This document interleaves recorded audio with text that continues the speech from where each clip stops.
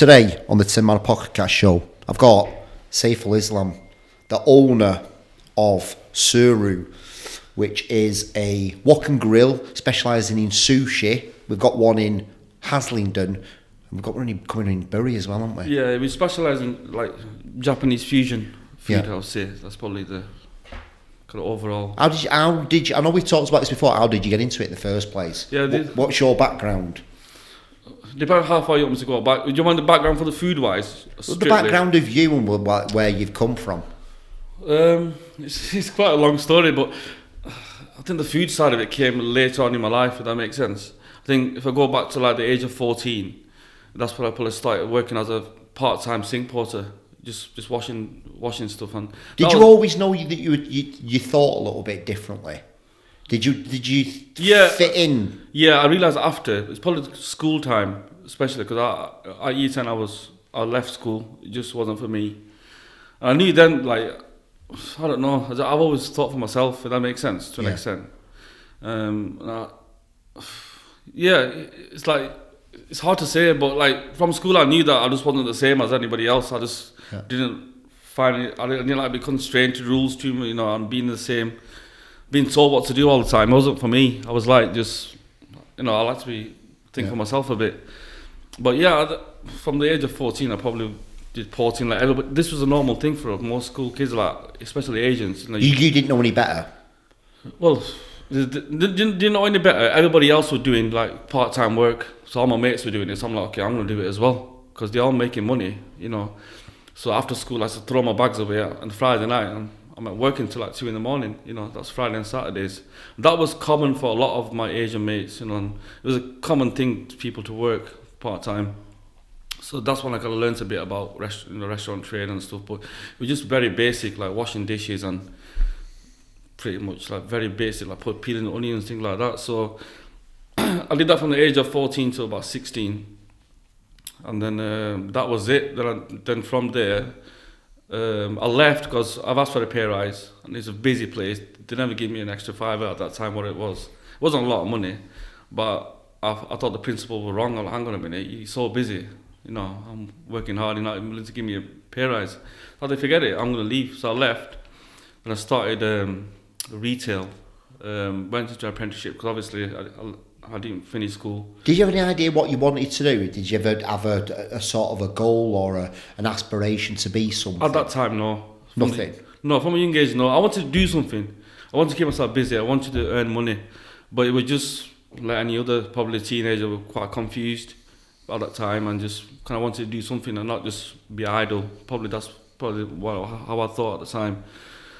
Yeah, you're a grafter, you mate, aren't you? Yeah, I like to work hard, and I like, I'm not the kind of guy to be sat around, it's not for me. So did retail, did an apprenticeship, and from there I got a full-time job where I was an apprentice. It wasn't a lot of money then, I think. I think the first day I went in, I thought, oh yeah, I'm going to be on the shop floor, blah, blah, blah, but I was...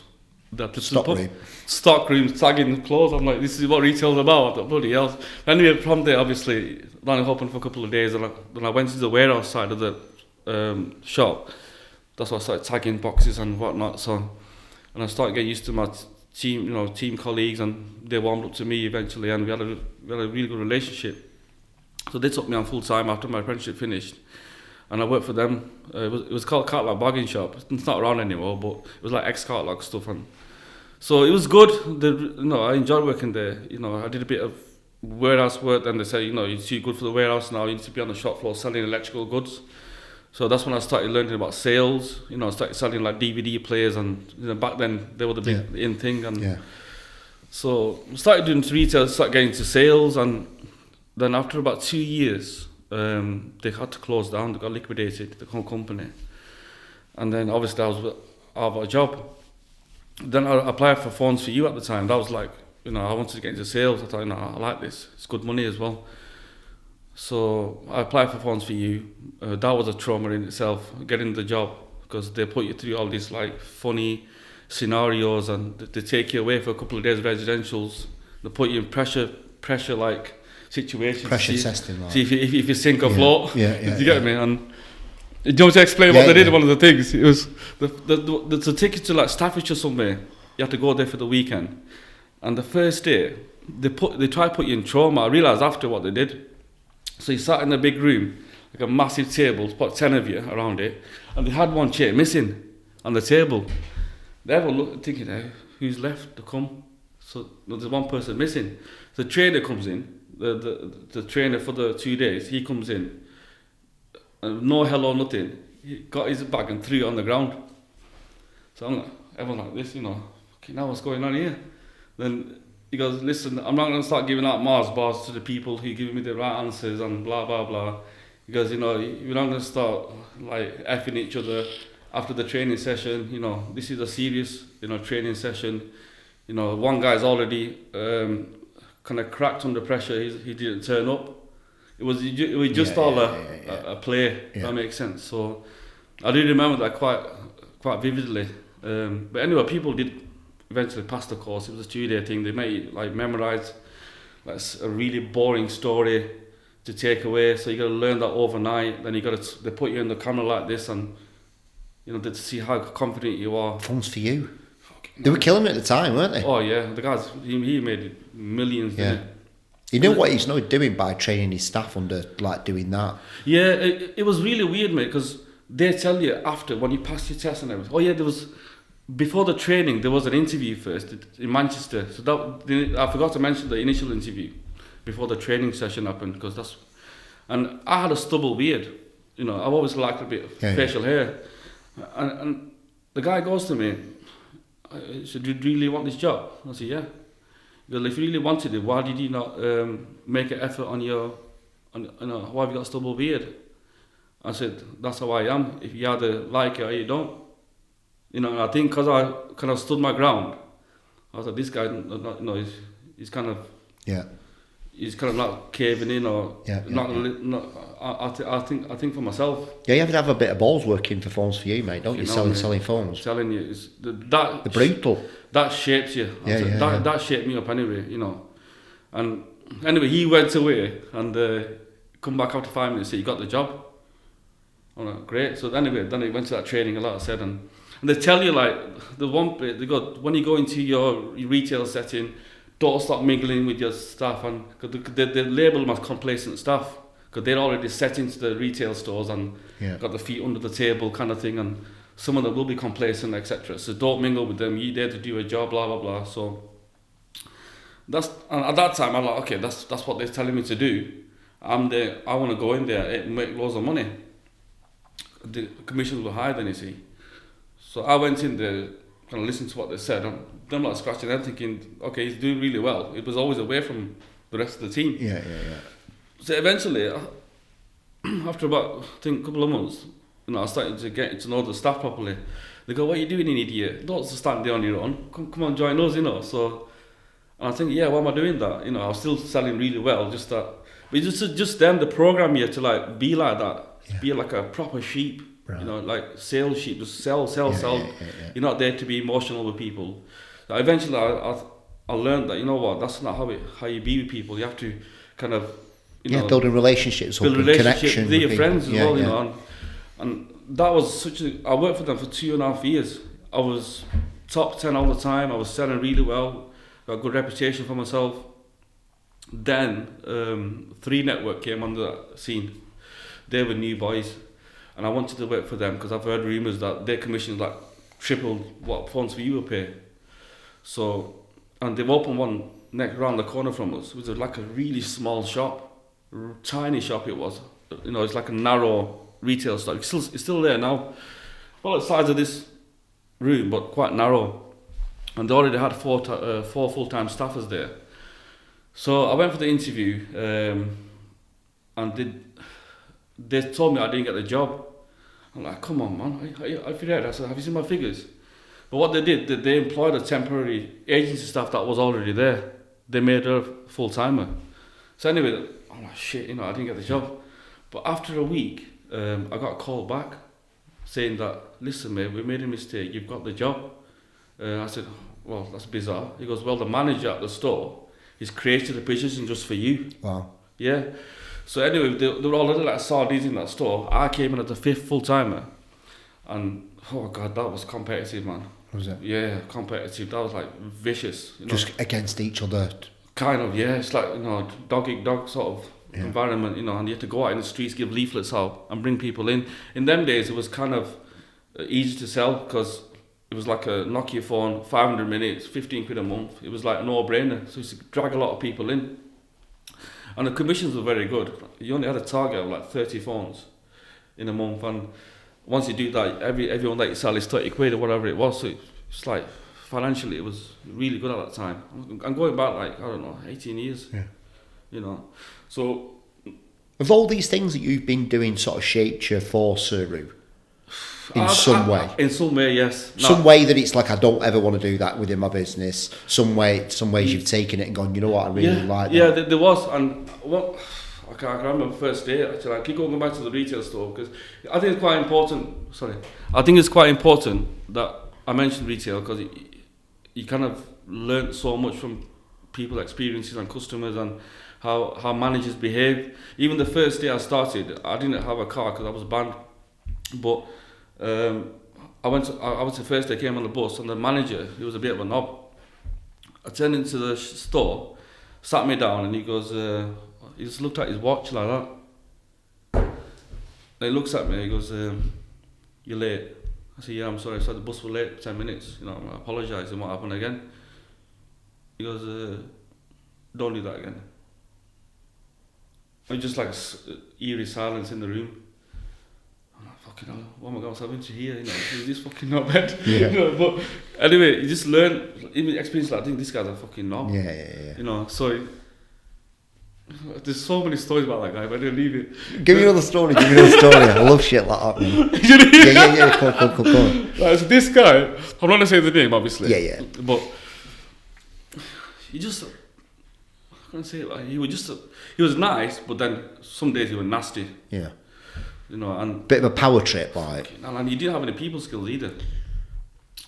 So anyway, there was one incident where a customer came in, he had an issue with his bloody phone or whatever, going off his head. You could hear him on the end of the street shouting on, at the time, India, call centres, where, come on. Come on, man. Everybody had the conversation with them, and, you know, like, everyone's had the little trauma. So he was on the phone with them. That didn't really help, did it? No. So I just stood there thinking, oh man, this guy needs help, doesn't he? So they couldn't handle, one of the staff dealing with him couldn't handle him. So the manager came out. He didn't help at all. He put, you know, more petrol in the fire. Then they started having to go at each other. The manager wasn't helping the customer wasn't helping him. So I butted in. I said, listen, guys, just calm down. I'll take over this. I'll look at, you know, whatever the situation is, I'll just deal with it. And what he goes, I'll have a word with you in a minute. The manager to me, I'll have a word with you in a minute. And he carried on, effing and blind and whatever it was. And the guy eventually left. He goes, in the back now. So I'm like, so what's going on here? So he came out and goes, don't you ever try to overrule me as I'm the store manager. I tell you what to do. You don't come and butt in, you know. He's got some issues, hasn't he? Yeah, then I didn't talk to him for about a week. Yeah. Your store manager? Yeah, you didn't he talk walked to in, him? I ignored him, he ignored me. I was carrying on my job. In them days, I was quite fearful. I don't know why I felt like that, you know, like trying to keep your job. Yeah. Don't forget, financially it was rewarding. And I just thought, fuck this, I'm not going to let no one take my job. I said, I'll probably work hard for this, you know. But anyway, eventually, he transferred to a bigger store. I said, don't worry, Paul, I'm coming as well. You go first. he fucked off to, you know, a different side, and that was it. See you later. And I think, situations like that, you just think, fucking hell, you just don't want to be like that to anyone. Do you understand? And in general retail, you meet a lot of good people, man. I'm talking about customers. You know, I had some very, very good, genuine conversation with them. I never was fake with customers. I always just with myself. And you get to learn about their stories, their backgrounds, and, you know, your colleagues. You know, some of them are very nice to you. You know, believe it or not, Tim, my logo was done by one of my colleagues. He was a graphic designer, a student in a university at the time. So he used to work part time for me. Because I obviously been doing some management at some, you know, later on the years and in Oldham. So we're still friends now, you know, and he's gone on to bigger things now. That's what it's about, mate. Relationships. You know what I mean? Like, we've said it before to people about like you've always had our backs, you. You've always had so many nice things, and you're recommending it. So, why has that been? Because we've never really met before that. Why? I'll tell you why, Tim. Yeah, it's not just about your brand. I think you resonated to me because it's the way you come across on your social media. You you come across a bit mad, raw, and just you. I think you just come across as you. You don't come across like a scripted individual. If that makes sense. And I think I like that about your brand. That makes sense. And I appreciate it, mate. Honestly. Yeah, and I just think these guys are real people. Like real. So forget the business. It's just the way you guys come across. It's It's admirable, I think. Thank you, mate. Honestly, yeah, it means a lot to us. It's like you recommended us to Haslingden Council and stuff that, and they came through. It's like I know you without even meeting us and stuff. And I'm just like, yeah. People like slag social media off, but that's the power of it. When you are authentic and stuff, and I can build a connection with you and not even meet. It's like that's it. That's how I am. I think I don't know. It's you've got to be genuine, don't you? Like even. If I look at it now as a business owner, I still see myself as a chef, and they'll say, "Oh, you're a big boss now." No, I'm not. I'm just a chef. I still got to do my job like you do. But that kind of you get more respect, I think, from your staff and everything else. Yeah. But I don't know.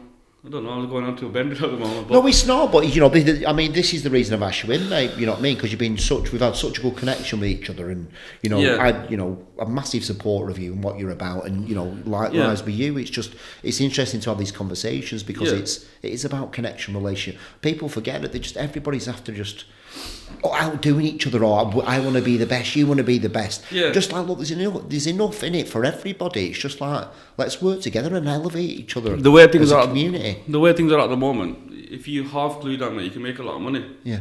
It's easy now. People are not as strong as before, I think. Like, if you have a purpose, you have a goal, and you have a passion, you can achieve it, especially in this day and age. That's what I think anyway. I think it's easy now to make money. It's easy enough to achieve things now than before. There's a lot of new generation now who think that's easy. They want to make quick money without working hard, and I think that's where things are going now with the new generation. We kind of shaped up to be rough. You got to work hard. You got to graft. Like I said, it's like the fucking working in the phone store, working in retail, working in all these things that you've done has shaped you for the future. And I want to go back to the retail side, sorry, Tim, because the one thing they taught you about is the corporate training. They spent thousands and thousands of pounds on you. Yeah. About how to build how to create customers as fans. Yeah. And things like that, and how to train people up, how to interact with customers, how to get them attracted to your brand. And these things at the time was going over my head. Yeah. Because I couldn't care less. Yeah. Do you understand? If I look back now, thinking, some of the things they mentioned about making customers fans, I'm like, yeah. I've got the knowledge. Yeah. It's all there. I'm going to put it into my business. Yeah. And that's exactly what I've done. Yeah. And how do I create fans and it comes back to what you said, genuine conversations. Just be yourself. Even when customers come to me, I don't say to, hi, sir, how you doing? Hi, Jamie, all right? How's it going, pal? How are you yesterday? No, man. Whatever it is, it's just very normal conversations. Yeah. I'm very raw, and I think they like that about me. Yeah. We're not there to just work and go home. You like family. Do you understand? And all my staff come across like that as well. So how did you get into Suru? When was that? What was the epiphany where you were like, well, wait a minute, I want to do this? Yeah, so I'll come to that now. So at that time, I was working in Oldham as an assistant manager at a team of 9 sales staff, and that was probably my best sales staff ever. We had a top laugh. We were like family. Do you understand? Yeah. Work time was a graft, and any time was have a laugh and all sorts. And that's what I said. One of the colleagues did my logo for me. But at the time, I was just going up. I don't know exactly what it started, but it's like something in me to start saying, you know what, I don't mind going into food. I just like it. And it probably initially. We have to food, or we have to new challenge. No, I don't think it's a new challenge. Probably. I think that without me knowing it, I think I wanted to kind of create my own path now. Yeah. That makes sense. I've had enough of 9 to 5 and people telling me what to do. chasing targets and all that crap. You get sick of it, don't you? Yeah. Eventually. Yeah, 100%. So, this is probably crucial here. I'll probably start looking at online a bit, because I was always used to be fascinated with food anyway. I didn't realise it at the time, because I always like stood there probably an hour, half an hour to sometimes just looking at my mum, watching my mum cook. At home, so I was always fascinated probably with cooking, and I could cook anyway. Like if mum tells me to make a meat curry, I could do it without, and I just know it anyway because I've been watching her so many times. But I didn't realise I had that fascination. If that makes sense, I just thought, you know what, I can do it, I like it, but I just never thought of it at the time. Like whatever, But I started watching online videos. I got some inspiration from certain chefs, and I thought, you know what, this food's really good. I guess what I did, I started making it myself. So then I started just saying to people, listen, I think I'm trying doing food. That's all I've been talking about is food. And one day I went to Cash and Curry and I got this much like ingredients. I thought I'm going there, I'm gonna get random stuff, I'm gonna start making things.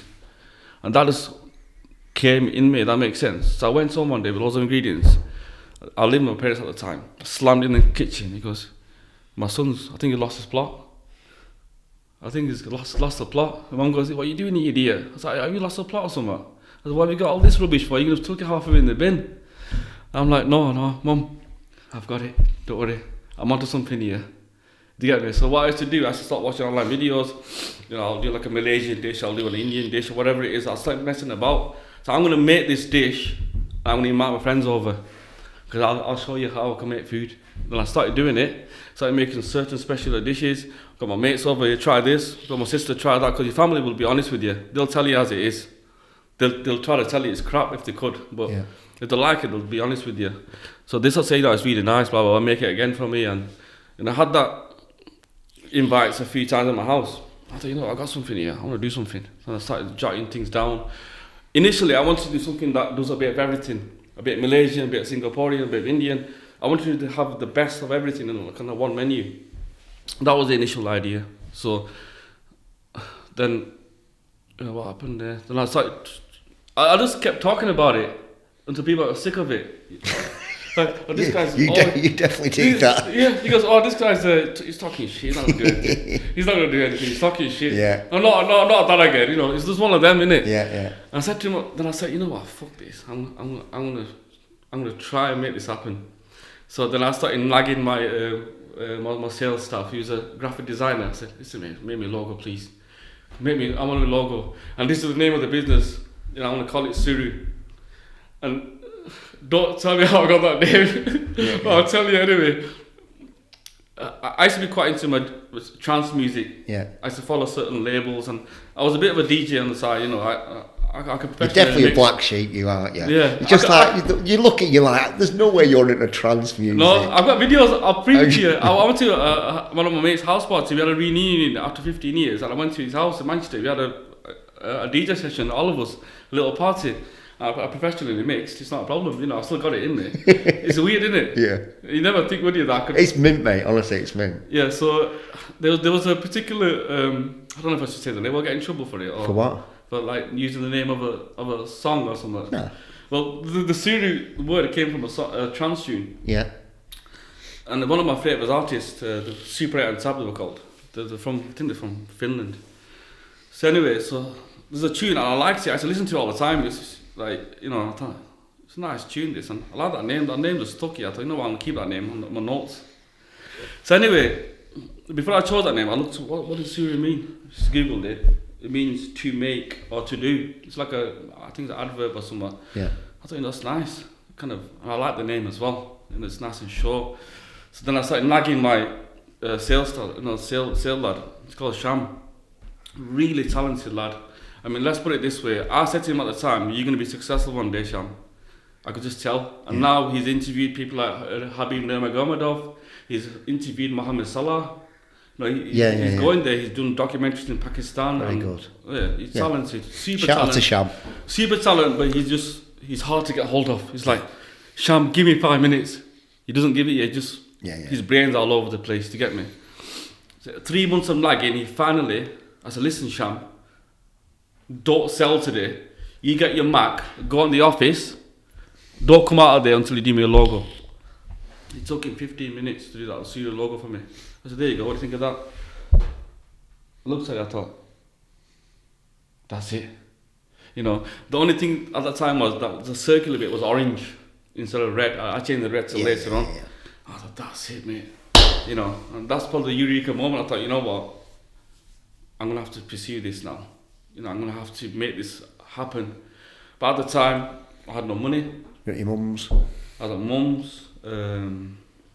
But anyway, that was, at that eureka moment in time, I was still working at 3. You know, I wasn't married then.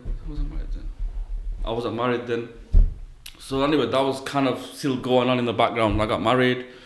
What happened? I got a full-time job at a youth centre. At the time, I forgot to mention, I was a part-time youth worker, manager. Yeah, I managed 3 staff. It was in Rottenstall. It's called the Old Fire Station. So I used to work full-time, and I used to work Wednesday, Tuesday, Wednesday, and Friday nights at the youth centre. That was near my house. Yeah. So I used to work there from 6 till 9:30. I love that job, mate. That in itself is just crazy. It was a big centre. About 40-50 kids used to come to that youth centre. I had wicked staff. It was such an easy job. All I had to do was just create a programme from them. Half the time, I was playing fucking Xbox with them. But I like spending time with the people. Connection again, we had a top laugh, man. Some of them are customers now. They've grown up to be my customers.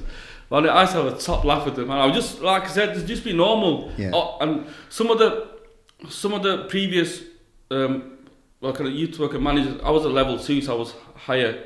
So I was responsible for the staff and the programme. Some of them previous who were employed in that position, they didn't survive very long. They got chewed up and spat out. Because kids are quite, they can be quite like, they could target you. If they see someone like, you know, a bit of a knob, they can trigger you. They can see the trauma in you and what's if it. If you come across a bit of a knobhead, they'll come after you, mate, and they'll come after you hard. You know, so, but obviously, the light makers, you got on a certain level with them. If this way, mate, I'll sway you back. You know, I'm a level with you. You know, you be nice to me, I'll be nice to you. I think that's what a good thing about you, mate, is like what I've learned is like you're a bit of a chameleon, aren't you? You can kind of like get on anybody's level no matter who they are. You can, you know what I mean? No matter if it's like somebody who earns so much money and the up here or a little kid down here is like, you know what I mean? You can get on so many people's levels and connect with them. So I really enjoyed that job. And the reason I resonate with like young people is because don't forget, I've been kicked out of school at year 10. So I've had a bit of a shitty childhood, I would say. I never liked school, it was just crap. You know, it just never registered in my head anything. I didn't like it. So I always tell the youngsters, listen, do well for yourselves. You know, get a good job. If they misbehave, I'll suspend them from the youth centre for a week. They've been knocking on the door the week after, you know, because I suspended them. Let me back in. I said, no, you misbehaved. I said, you need to learn how to behave. I'll let you back in. So we had all them ups and downs. And so, but yeah, a lot of the young people respect me because, you know, and they still do now. That makes sense. That became a full-time job, by the way. I left the sales industry. That became full-time. The government cut the fundings for the youth centres and they turned it into family centres. Right. Now that was a key moment because I had to work with families then. I'm not qualified. I got my qualification later on in college. I got level 3 in youth work and studies, community studies. I did that on the side. So basically that became full time. Then I started working with families. That's what it got a bit messy, man. You had to do like CAFs, like children family assessments. You work dealing with adults. And you can't, I always said you can't change a baked cake. You can't mould a baked cake. Especially the adults. I didn't like it got messy. You know, I couldn't really cope with people's problems at that time. And that's it for me. I thought, you know what, I'm going to make a go of it. That was the moment. Don't forget, oh shit, I keep forgetting things, man. So in that period of change, the initial leap I made was a street food stall. So I had a little bit of money. My dad lent me some money. I said, Dad, I just want to do it, street food. I've seen it, what it's like. There's a farmer's market on every Sunday in Rottenstall. I want to go on that one. That's only once a month. So Dad said, okay, here's a bit of money. I got a bit of money together. I bought myself a gazebo. Bought the thing and And then I got so the Suru logo was made by then. Yeah. So I got the file. I got somebody to do acrylic, a little small acrylic of it. Yeah. And I got a wooden sign made. I borrowed some wood stain paint from one of my mates. So I had to spend there like just hours doing it. I don't know why. You should have been talking about an hour. I said, look at it. I said, no, get it together. You're seeing pride in it, what you do, Yeah, mate. You've got so much pride and passion in what you do. You know what, man? Then I started thinking, you know what, this could happen. This could happen now. My sign's there. Bought my gazebo. You know, I started buying my fryers, and then I started to research what do I need health-wise, what files do I need, what equipment do I need. So I got everything together. Just about got everything together. What was the first one that you did? Rottenstall, where I live. Right. So that was a farmer's market. I got in touch with the organizer. Yeah. I said, listen, this is my first one. I'm really sorry, but I want to really do this. Here's my menu. Have a look at it. And I'll probably need your guidance because I've not run it before. I'm very nervous, but I think people will like my food. You understand? And he goes, yeah, no problem. It was called Brian, such a nice guy, and he used to sell. He sells candle wax. Right. He does, you know, he sells quite. He makes it himself. He's a artisan, isn't he? So he'd make it himself. And so Brian took me on his wings. He goes, listen, mate, come on, yeah, that's fine, jump on. It's 25 quid for the day. Yeah. And the first day I turned up, 3 cars. 3 cars are full of stuff. I was mad. I was probably like proper nervous, thinking, shit, man, I'm gonna pull this off. So my family helped me out. My sister, my brothers, they came, jumped on board, helped me out, get everything out, set it up. You know, I was shaking like a leaf. Yeah. Yeah, I was all over the place, mate. Honestly, I was all over the place. So I still got the picture of my first customer as well. So the guy goes, oh, what did he say? I can't have katsu wrap, please. Fucking, I'll get the fried on quick. Fucking get the chicken in. Get the chicken in.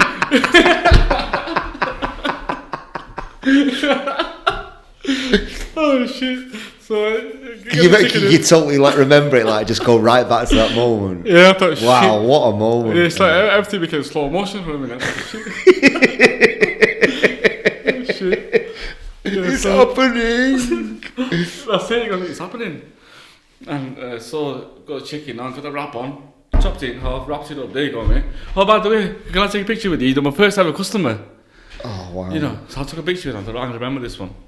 And that was it. And then from then we started selling quite a bit. How did you do in that first day? How many did you sell? We sold about, I don't know, 20 portions, Right. 20 meals. That's good, man. Yeah. That's good for the first day. I didn't know what was good or bad. Yeah. I've never traded before, right? So I know some of the traders had to go, oh, your food's really good. It's delicious. I'm like, fucking hell, is it?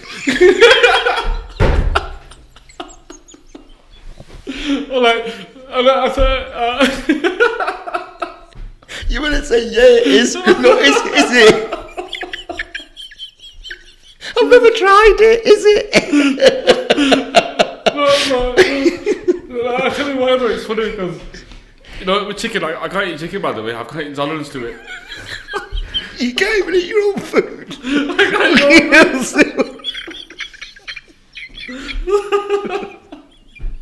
Oh my god. That is fucking brilliant. I can't. That's fucking brilliant. Oh shit. So what was that? What, like once a month you were doing that?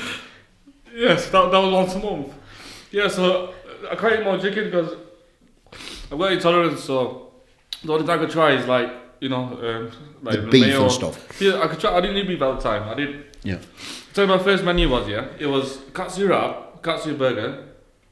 It was I did this thing called lentil wrap for vegans.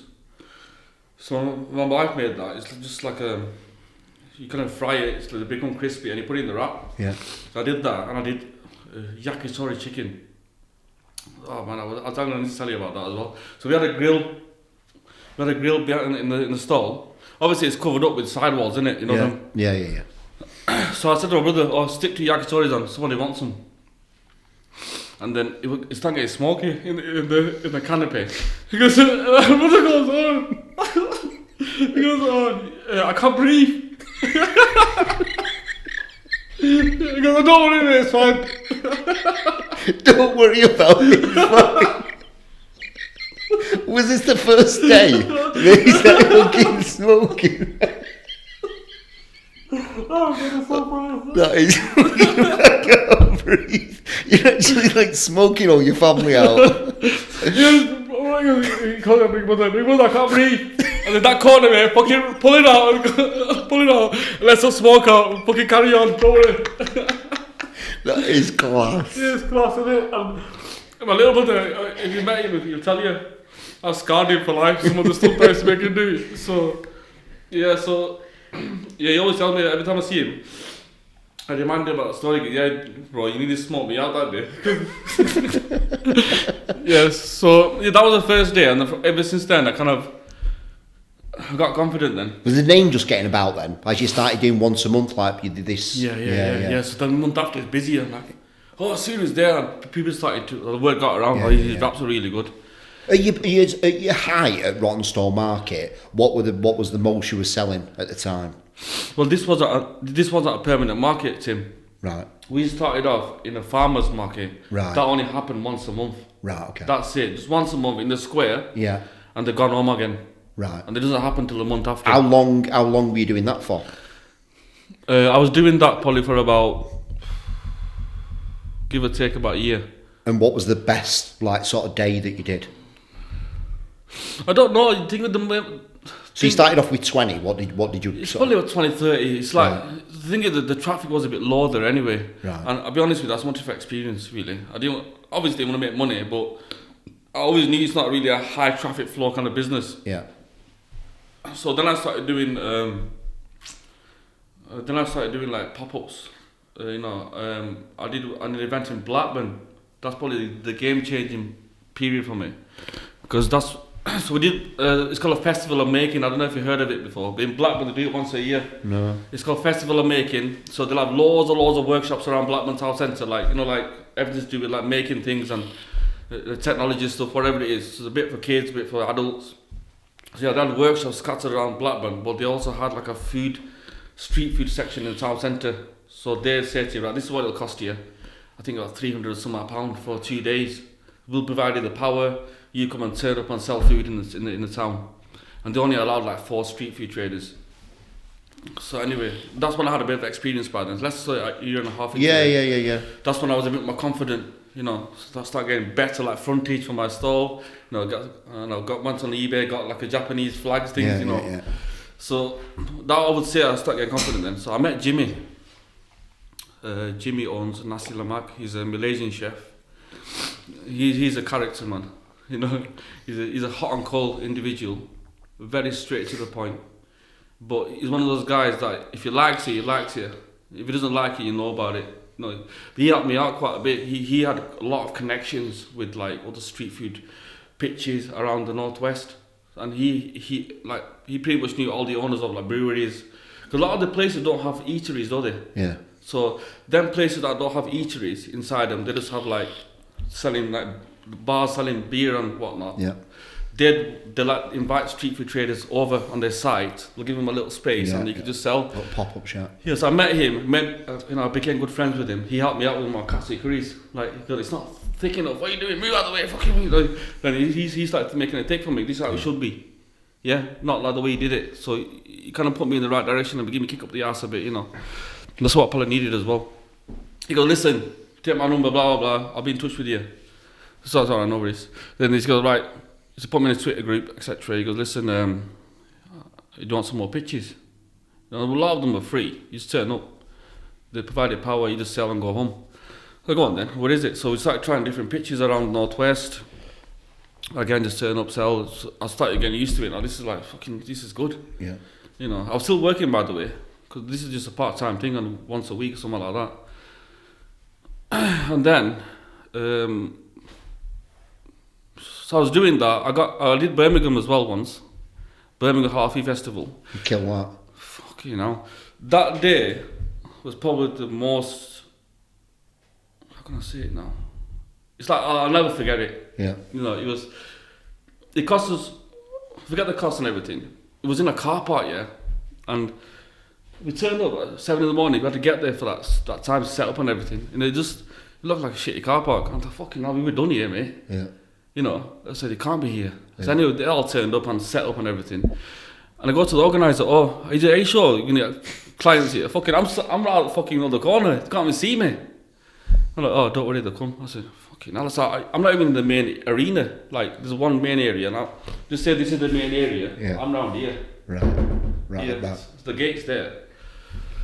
He goes, oh yeah, I've sold 4,000 tickets, mate. 4,000? Yes, sir. I just froze. I was like, shit. So I ran back into the store. I said, listen, mate. I said, fucking get ready. You know, this is going to be mental. Did you have enough food? Fucking ran out. But I went to got more often. Did you? Yeah, it's fucking crazy, mate. But I'll dig out the pictures for you. Yeah. I've had a line, mate, yeah, I swear to God. Just say, this is the row of shops, yeah, here. Yeah. So, obviously, every trader's next to each other. My line was here. Overtook all of them. There was no lines with others. Honestly, mate, non-stop. It was like army of people you're just looking at. There's no gaps. You know, in that alley, no gaps. They're looking at me. Did you start believing yourself at that moment that you had something? Yeah, well, it's hard to say that, you know. I think probably then, yes, because you must have. Yeah, but maybe not consciously, but maybe subconsciously in a way you just thought, fucking, I want to something here. Because that's, you know what I mean. To have a queue that big, mate, is. Yeah. At that day, we achieved something big. Do you get me? Like, you know, we was under severe pressure, mate. I wish I had a shutter that they just pull it down for half an hour. Yeah, it's like a fucking breather. The electrics went up for half an hour, so I said to the guy, really sorry. The organizer sorting the compressor, what do you call it, generators out. Yeah. I go, can you come back in a bit? No, we're not moving.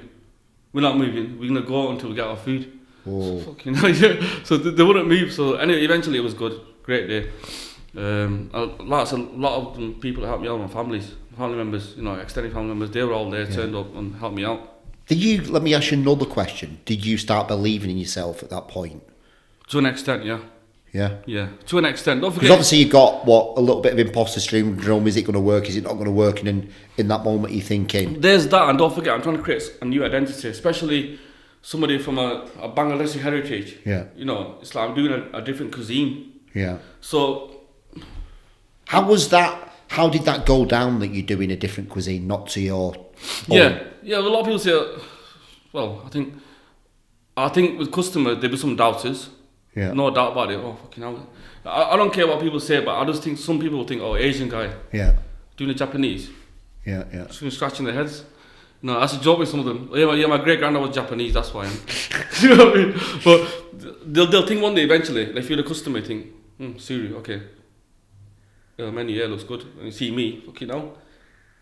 You're not Japanese, mate. You know, but you think that, won't you, initially? Yeah. They won't make it obvious, obviously. Yeah. But then I always say, listen, you're gonna get that, and people are gonna ask me why you're getting Japanese. I don't give a fuck. Yeah. Let my food speak. Yeah. My food is good. That question will never come in your mouth again. Yeah. Do you understand? Yeah. And I always believed in that. Do you understand? And that's kind of now it's all that's history now. Now you just Suru, you just Suru. Your reputation's getting out there, mate, innit? A lot of people within the Rotten Stall, Haslingden area, really talking about. Yeah, I think the pinnacle point was, Tim, is COVID. Yeah. So when that came, fucking hell, no more pictures available anymore. Yeah. Everything's shut, everything's on pause. Luckily, I had my full-time job still, and I was just fucking bored out of my tits. Yeah. You know, obviously I've had my children and stuff, and it's just like my hands start getting itchy, mate. I'm not the one that sat around, you know what I mean? And this job getting a bit stressful for me as well. I gotta do something here. I fucking can't be asked with this job. It's too much. It's too stressful. Yeah. My brains can't take it anymore. Yeah. Dealing with people's problems and shit. So I said, listen, we can't do any more street food anymore. You know. I said, right. There was a chap. I'm gonna mention him actually. He's called Linnaeus. He met me in one of the Rottenstall farmers markets. He's a trader in Haslingden markets. He sells brick and brack. He turned up one of the days I was trading in Rottenstall. He said, oh, rude boy. He goes, how's it going? He's a black chap. Top guy, honestly, mate.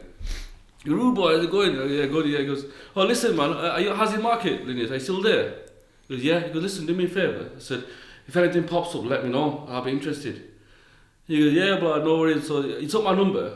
I didn't think anything of it. I thought, yeah, right, he's not going to do anything for me. I was like, well, if he does, innit?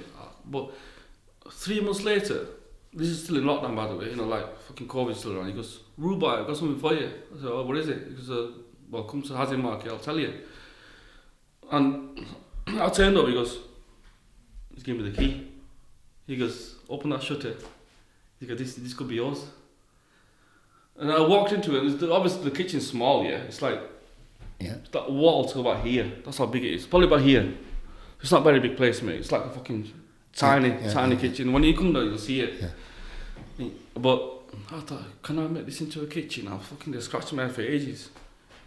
I thought, you know what? I could probably pull it off in that space. So that's it, mate. When I got that key, I got in touch with the council. And I said, listen, I want this fully installed, blah, blah, blah. How do I get it? I was ironing them to death and got the license. And then I thought, right. Obviously, I was a bit cash strapped then, so I fucking had no money. I thought, bastard, I'm going to do this now. So just about saved a couple of grand together, over a few months. And I had to borrow and beg and I made a fucking sell my bike. My mountain bike, that was my pride and joy. That's probably the only thing that keeps me sane, do you understand? Because I'm a big mountain biker, I love my bikes. I'm just going outdoors and just cleaning my head and stuff. So I started to sell that fucker. And then I eventually opened it. So I opened Suru. Fuck me. Straight from the off? Straight from the off. Fuck. Basically, let's put it this way, Tim, yeah? We had no online deliveries, it's just collection only, mate. Word of mouth. And fucking hell, I think when the orders came through, I froze. I'm like, what the fuck are you doing? I was like, I don't know how to read bills. I don't know how to follow bills. But don't forget, I was never a commercial chef. Yeah. I'm only a fucking market trader. Yeah. That's a different setup, do you understand? Yeah. I'm like, fuck, how am I going to do this now? You know what I mean? Everyone's fucking running like a head of chickens. Honestly, man, I'm like this in the pan. Like that, and everyone's running around thinking, run like a head of chicken. How were people ordering at the time through Instagram, or are you doing it through Just Eat? WhatsApp, I had a telephone line as well. Fucking WhatsApp, man. So basically, orders lined up. I don't think it's COVID, so everyone's fucking in their own towns. They can't leave anyway, can they? Yeah. So obviously, I didn't realise that. I didn't really think that it'd be like that. Well, it might be alright. It's open it up, whatever it is, it's fine. We'll have a steady day, guys. You know what I mean? Have a bit of fun and go home. Yeah. I planned it like that. I didn't really plan it to be fucking even, you know what I mean? So it was fucking mental.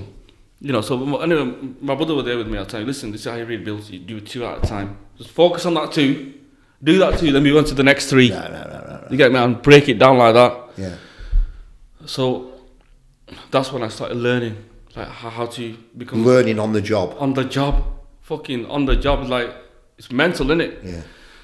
So, yeah. From there, it's kind of 1 day gone, 2 days gone, 3 days gone. Oh yeah, it's great, this.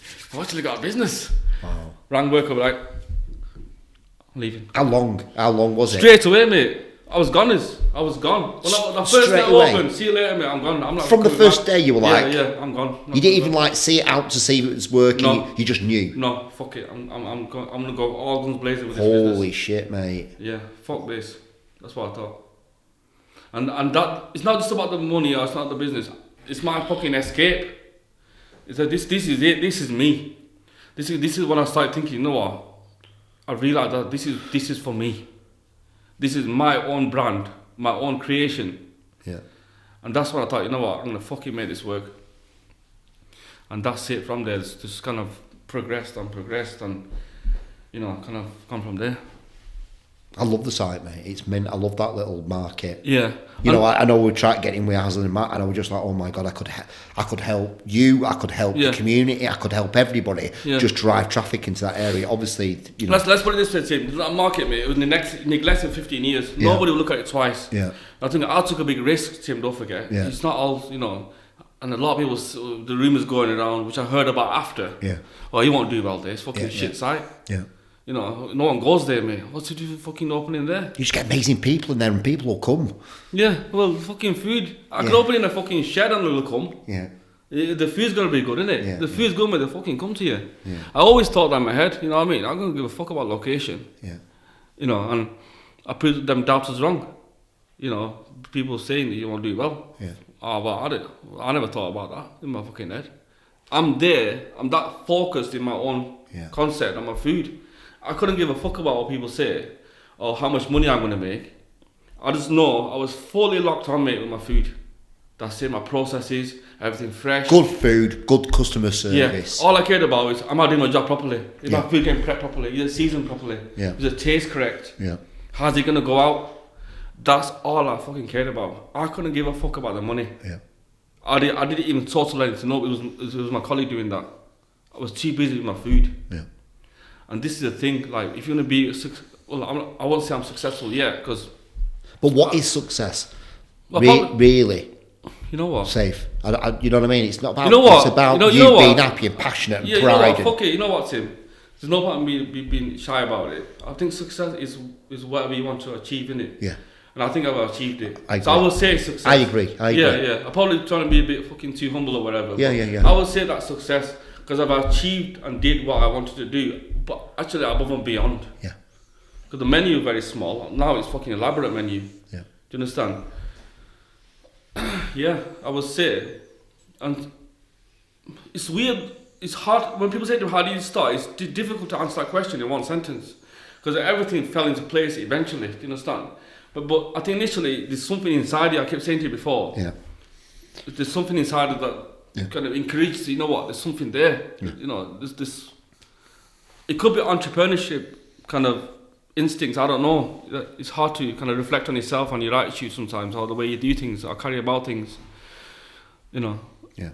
Does that make sense? That totally makes sense, mate. It's really hard to explain to people why you're setting up your own business and why you kind of do it. And I think everybody's got a purpose and a reason to put on this planet. And if you're not doing that, I think it eats away at you, and it kind of. I think so because you truly know when you're doing. You can't be what a you sheep, should be doing. sheep forever as well. Yeah. Like all the jobs that I did. But look at what you're doing, mate. You're giving amazing people jobs. You're building up amazing teams again. You're creating relationships with clients. You know what I mean? You're building such a community around your brand, and that's what you're really good at doing. You've always done that, right? From the phones, from the WhatsApp. Is doing that. And it just the bottom line, mate. Like I'll keep saying to people is, you know, whatever your product is or whatever you do, you just do it properly. Just don't go any shortcuts. No shortcuts. Do it properly, and you'll see the results will look after itself. You have to be a genuine business owner or a genuine, whatever position you're doing. Yeah. You say if I'm a chef, which I am, I'll make sure I'll fucking do my job properly. Then the rest of the team will do the job properly. You have to be true to yourself. You shouldn't have any guilt in you, nothing. There's no cameras on me when I'm prepping my food, but I know. Every day I go in, I do it properly. Yeah. I store it properly, I prep it properly. You understand? Everything is done properly. Your mind's clear because you've done it properly, and everything just follows. You got to be genuine in what you do. That's my take on it. If you're gonna do, there's a lot of food businesses out there that don't succeed, and they go to me, "Oh, you're doing really well." But then I say to myself, "Well, what do you bring to the table? What do you bring to the table? Forget the business that you opened. What do you bring to the table?" Have you got the relevant skills to do your job? What are you offering to the customers? Is it unique? Does it taste good? Do you understand? They're the real nuts and crannies when it comes to the business. Yeah. Is what you're offering. Yeah. What skills have you got? What do you bring to the table individually? There's a lot of these takeaway owners don't have that skill, don't have that personality, don't have that tenacity, I would say. You need a lot of grit. A lot of grit. Fucking lot of grit. A lot of it. You know what I mean? Sometimes, you gotta be the long days, the 1 till 11. I'm there fucking scrubbing the fryer at fucking 1, the 1 in the morning, in the afternoon, and you gotta have that in you. This part of your job, you gotta do it. Does that make sense? Yeah. There's no shortcuts. What's next for Suru, mate? What have you got planned? And look, I know you're focusing, trying to focus on one thing, but I want to know what that vision is for you. What's your vision? I don't know. I don't know. It's hard to say that, Tim. I said to you before, I feel as though I'm not the right owner for the business because to an extent, I will only let it go so big. I'll keep it nice and small. But that's all right, isn't it? Well, it is, but I think a big company takes it on, they can make it massive. But why does it need to be like that? It doesn't have to be like that, I know, but I'm saying somebody could make it into a Yeah, of course they could, but like, you know, I could get investors and, you know, the whole thing, Tim Marner thing, of going to a different beast that I don't want it to be. Okay. Where I want it to be small, boutique, and make sure that every single of our customers are looked after properly, not this big commercial. Yeah, fair enough. Do you know what I mean? Fair enough. And I wondered if that's what you wanted to do, where you've just got this one restaurant where it's just everyone's talking about it, or you want that's enough. It's enough. I can't do too much. Probably later on, Tim. I've spoken to Bessie before. I want to create like a sauce brand that's some point get commercial. Yeah. That's what I need you guys' help to kind of do it properly. You know. Yeah. That's later on. I like to finish on that. Maybe my kids could look after that at some point. You know. I like to have that presence about my business. Yeah. I want people to cook at home. That's the purpose of it. Yeah. You understand? It's not everything is financially related. So I want people to like use my sauces. I'll try to do some videos, whatever, explanation. Cook it at home here. Yeah. Don't always come to my takeaway. Here's a bottle, buy it, and just cook it at home. Yeah. Encourage people to cook at home. Do you understand? You don't have to always come to me at my takeaway. Why don't you cook at home? You understand? Why shouldn't you cook at home? Yeah. So that's probably what I want to get to, in terms of the Suru as in the brand. Yeah. You know, if I live to tell the tale later on, I like to have a small restaurant. You know, like when I say it's small, like I want the kitchen to be in the middle of the room. Yeah. Fucking hear me swearing and shouting and well, was a long waiting list and everybody's like, they'd be sick that. Yeah, and I don't need to leave a lot of seats in the restaurant. Yeah. You know, my dishes will be quite. I want it to be next level, like ramen and complicated stuff. I feel that's right for you, mate. Yeah, I really do. Yeah, this one amazing restaurant everyone's talking about. Yeah, like I said, and if I do that, it's nothing to do with financials, man. I just want to do it because I want people to have a buzz around me. Yeah. You know, I want to enjoy my job more. Maybe in a restaurant, it'd be nice to see that buzz. You know what I mean? I want to see that buzz. I think that what I like to finish in a small restaurant. Right. So if people need to follow Suru Wok and Grill on Instagram. Yeah. Yeah. Go and have a look at Save's menu, stuff like that. But then you also need to go down to Haslingden Market. What times you're open? We open 4 days a week. Yeah. Thursday, 5 till 10. Yeah. Friday, 4 till 10. Saturday, 4 till 10. Sunday, 4 till 9. That's it. I just open 4 days. And the reason being because I like to give some time to my family, my kids. And I like that work-life balance. I'm not the kind of guy that wants to work 7 days a week. So that's the reason why I do 4 days. Amazing. Yeah. Mate, thank you for coming on, honestly. No worries. We're friends for life, aren't we? Yeah, of course. It's mad, isn't it? How life happens and we, the people that you connect with. I love it, mate. I love it. I think I love social media for that. If it weren't for social media, me and you had never met. Yeah, and build up this and have this amazing conversation, which hopefully, I know will inspire other people to set up businesses and think about stuff. It should do, mate. Honestly, I think, we come from poor background, man. Humble beginnings. You understand? And I hope I remain that way as well. Yeah. Doesn't matter how much money I make, whatever. I'm still going to be the same person. Just doing I see myself as a chef, executive chef, and I always will be a chef. And that's how I want to remain. That's it. That's how it is. That's business. It's your life, isn't it? It is, mate. Thank you, brother. No worries. Thanks for listening, everybody. Goodbye. You're branded with the best. Tim Marner, what? You're branded with the best. Tim Marner, what? You're branded with the best. Tim Marner, what? You're branded with the best.